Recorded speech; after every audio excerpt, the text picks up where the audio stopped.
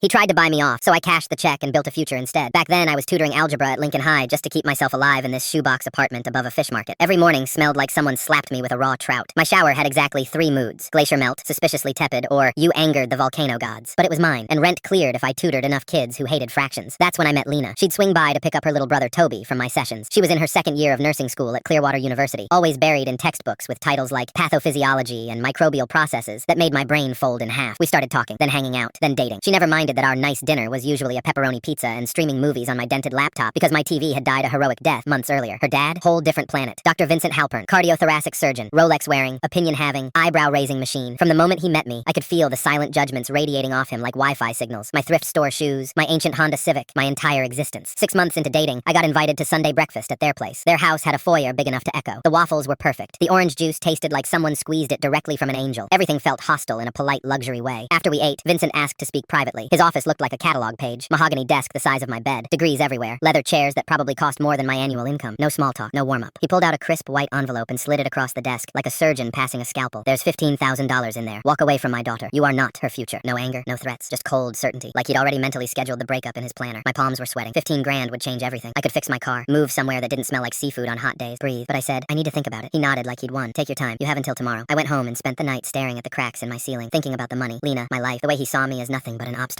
Then it hit me. The next morning, I knocked on his door at 8 a.m., right as he was heading out in a golf polo. I'll take it, I said. He handed me the envelope. I counted it on the spot. All $15,000. Smart choice, he said. Do not contact her again. I smiled. Understood. I didn't leave Lena. I enrolled in an accelerated data analytics program I'd dreamed about for 2 years, but could never afford. 12 weeks, $9,000. Brutal workload. For 3 months, I lived like a nocturnal raccoon, tutoring by day, studying until 3 a.m., surviving on coffee, instant noodles, and spite-driven adrenaline. I finished top 5. Then I used the rest of the money to build a prototype of a tutoring app, matching students with tutors based not just on subjects, but learning styles, something I'd figured out through years of watching kids struggle. Reached out to this investor named Ellis I'd met once at a cafe. He connected me with a dev team. 4 months later, we had a working platform. 6 months after that, 5,000 users. Lena knew about the app, but not about the money. She thought I'd been saving for years. Not technically a lie, just a creatively edited truth. Then came the dinner party. Vincent and his wife threw this giant catered thing at their house. Lena invited me. When Vincent saw me walk in, he looked like he'd just dropped his fork and stepped on it. Confused, irritated, trying to calculate the variable he had forgot. Halfway through dinner, one of his surgeon buddies started talking about education tech, specifically about a fast-growing tutoring app that had just landed its founder on a 25 under 25 list from a local magazine. Wanted to know if anyone had used it. Lena squeezed my hand, already putting it together. But Vincent didn't realize until his friend pulled up the article and showed the photo. Wait, Evan, this is you? I nodded, looking him straight in the eye. Yeah, honestly, wouldn't have happened without the seed money. 15,000 goes a long way when you stop trying to control people with it. Lena's face went through confusion, realization, shock, and then this tiny, proud smile she tried to hide. Vincent just stared at his plate like it had betrayed him. After everyone left, Lena dragged me out to the driveway. Did my dad seriously pay you to dump me? I nodded. And you used it to build your company instead? Yep. She burst out laughing, kissed me, and said, that's the most chaotic thing you've ever done.